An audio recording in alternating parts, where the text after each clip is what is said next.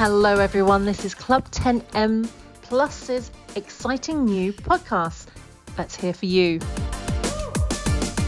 We are all about stories, new developments and learning about individuals. Our hope is that you will join us every week to hear about our distinguished guests. We hope to inspire you, bring you laughter and make you reflect. Our guests come from all walks of life and primarily they want to share their stories.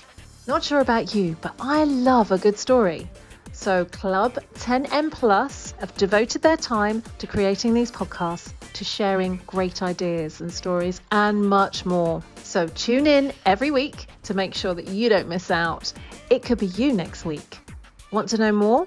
We want to hear your stories. So sign up and be our next guest.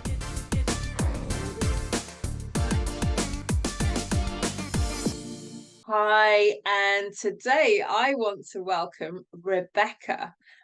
More importantly, Rebecca is a holistic wellness coach, and I'm going to let her tell you her story.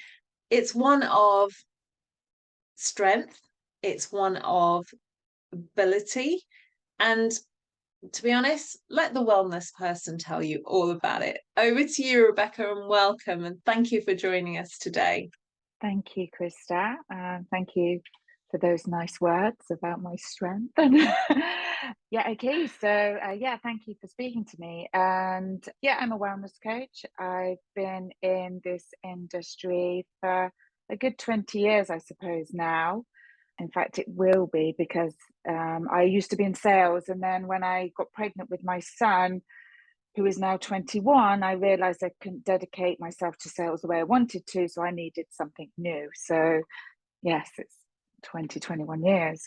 And I started getting into things like reflexology, massage, and from there on in, I've kind of not stopped with my learning, I suppose. I studied and went to study and did my degree in acupuncture, yoga, mindfulness, meditation, you name it, the list is quite endless, really.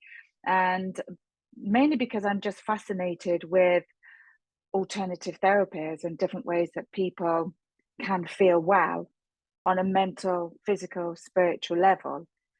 Important to feel balanced and whole in all of those aspects. Really. Excellent. I mean, in terms of life experiences, so this is kind of you on a journey for the last 20 years, I'm imagining, learning and developing yourself continuously. But I kind of go, you did touch on your son being one of the reasons why you changed your profession or, your career. But surely then, explain a little bit what took you to that path of wellness, because from sales to wellness you could have done anything. So just talk us through that. What took you to this point in your life? I think because I suppose I realized that up until that point I'd just kind of been winging life a little bit. I had a very difficult upbringing, quite a turbulent household to grow up in. And also when I was 15, I found out that the man who I'd lived in the house with as my father was not actually my father, and that there was somebody else who's my father. So that was a big shock in my life. And I think that then threw me into turmoil even more so. And I think I've always adapted quite well to life, but there's adapting and just getting your head down and getting on with things, which is what I think I did up until my son. And then there was a realization that, okay, stop now. Who are you really? And what's this all about? And unfortunately, or fortunately, along this path of enlightenment, or wanting to be enlightened, should I say, many other things have happened. I've a boyfriend I was dating was killed. Which was difficult. Another life lesson. I love the way you just went, he was killed and move on. I'm like, whoa, okay, that in itself is traumatic. I mean, when you spoke a minute ago about about finding out who your father is, and these are traumatic things in people's lives. It's not just I've dealt with that, and now you just thrown in this. Okay, carry on. Sorry, I'm sure there's more, so let's keep going.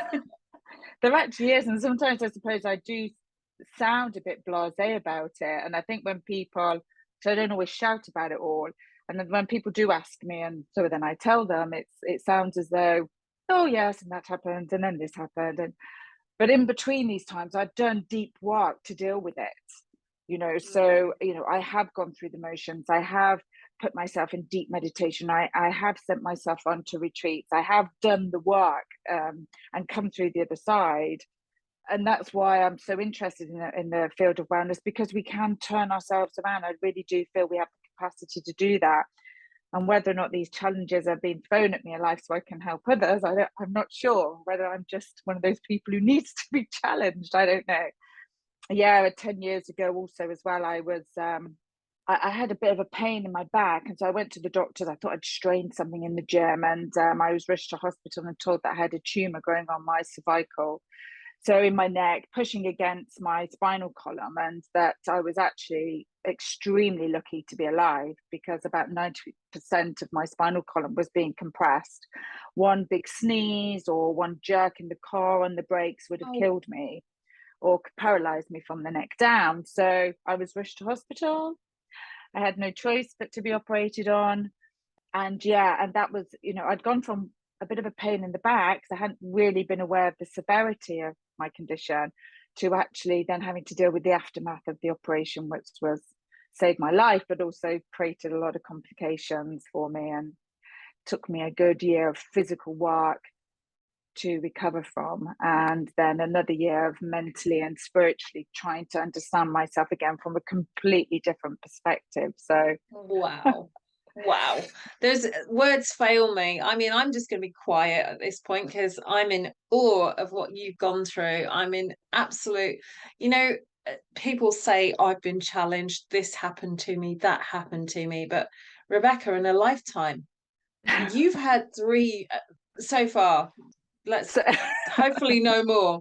We're kind of like, you've worked through this, you've gone through some amazing challenges, you've lifted yourself up, and I heard you mention that you did work, and that to me is crucial. There's a lot of people that go around saying, woe me, this is what happened to me, but they're not then prepared to put the work in to actually get them to where they need to be.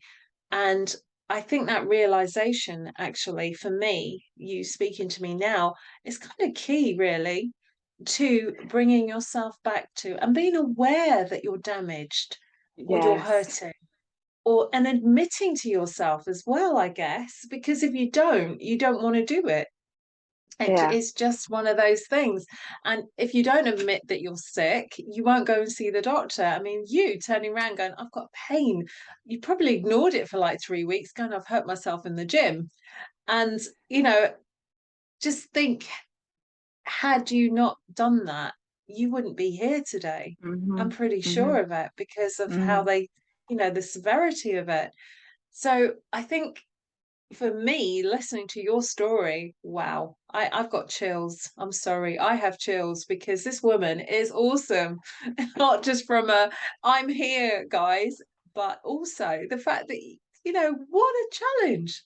I'm going to shut up. Carry on. Tell me more. But I think yeah, ultimately mine may be an extreme case, and people go through different lives and different experiences in their lives, and that can affect them in many different ways.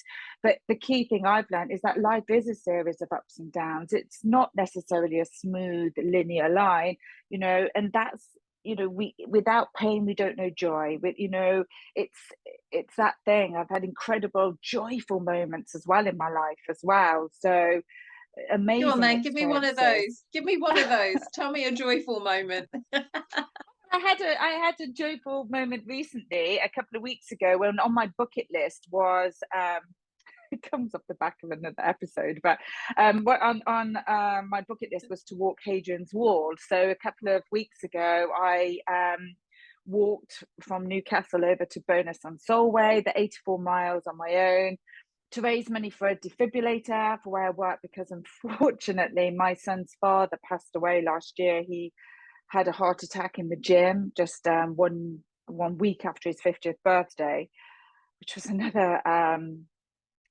challenge. more so for my son, obviously, but being able to hold him in his space of grief and understanding of what life's about. So, but it was a joyful moment for me to just walk, to be with myself, to be with nature, to observe all the thoughts I felt, and that's a really joyful, wonderful moment. It was amazing, actually. I'm gonna pull you up. Amazing, wonderful. I get that. 84 miles? Okay. Oh, wow. How long did that take you? Well, I did it in 4 days, Okay. so I Alright. spread it over Okay. 4 days, so I did sort of like about 24 miles a day, I thought you were gonna say, "Yeah, I did it in one day. It was fine." I know wellness is your thing and fitness is right up there, but wow. yeah, And that's obviously you also coach people now with yoga and trauma and stuff that, people that have had these sort of life-changing experiences. So I'm mm, going to say you're my expert go-to on this because I had the privilege actually a few months ago of actually walking with Rebecca in the mountains. And we did a crazy thing. I thought for me, that was a real, I did something that I wouldn't normally do. We jumped in a river and had a swim. So I wanted to share that because the sort of lady, woman that you have become, and inspire others. So for me, what's your takeaway today? What are you going to tell people? is to embrace life, all of life, and not just the joyful moments, but also those moments that are challenging, that make you feel sad, that make you reflect on what's it all about. Because actually, we only really do our true learning and development in our most difficult moments. Because when life is great and we're joyfully plodding along, we don't stop to observe and notice why or make changes about our joyfulness. We just go along with it. Whereas when we're in depths of sadness or grief or loss, we contemplate life, we contemplate our own selves and that with other people. And so take this time to understand and grow, learn, develop, because there are always better days ahead. Oh, Rebecca, thank you so, so much. Thank Time you. always runs away when we try and do these amazing conversations. But I'm definitely going to have you on because I know you've got more stories. I mean, I just shared one silly story that we enjoyed.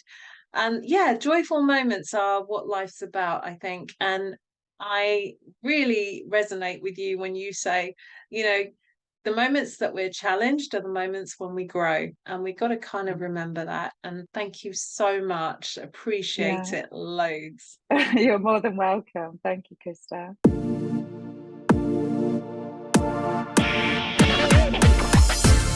Hello, everyone. This is Club 10M Plus's exciting new podcast that's here for you. We are all about stories, new developments, and learning about individuals. Our hope is that you will join us every week to hear about our distinguished guests. We hope to inspire you, bring you laughter, and make you reflect. Our guests come from all walks of life, and primarily, they want to share their stories. Not sure about you, but I love a good story. So Club 10M Plus have devoted their time to creating these podcasts, to sharing great ideas and stories, and much more. So tune in every week to make sure that you don't miss out. It could be you next week. Want to know more? We want to hear your stories, so sign up and be our next guest.